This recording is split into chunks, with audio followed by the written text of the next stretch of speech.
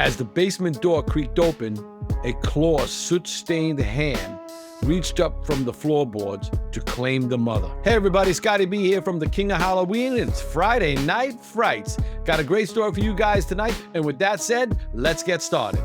The air in the Kachog farmhouse was always 5 degrees cooler than the North Fork breeze outside. For the Miller kids, Leo and Mia, the haunting started with small, polite terrors. They would wake up in the dead of the night to the soft clink of ceramic. Every morning, a fresh cup of cold water sat on their nightstands, though their parents swore they did not enter the room.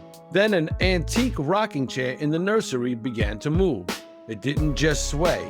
It surged with a frantic rhythmic creak snap, as if someone was desperately trying to soothe a crying infant that wasn't there.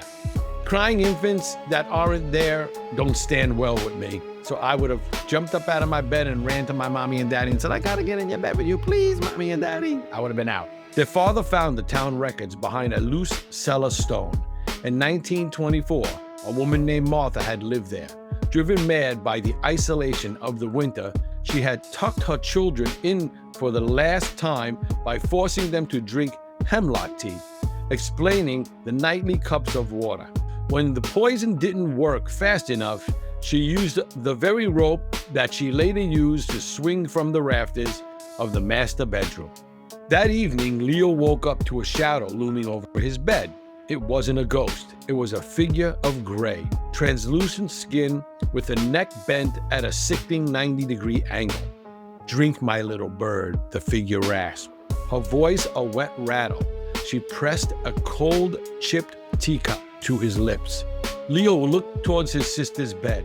Mia was already sitting up, her eyes rolled back to the whites, her throat working in rhythmic gurgles. Behind her, a spectacle rope descended from the ceiling, looping itself into a perfect waiting noose. The rocking chair began to move faster, more violent, until the wood splintered. As the basement door creaked open, a clawed, soot-stained hand reached up from the floorboards to claim the mother and her new brood. The children didn't scream, they couldn't. Their lungs were already filled with the black, salty tea of the dead. So that's the end of this story. And with that said, Scotty B from the King of Halloween, where it's Halloween all year long.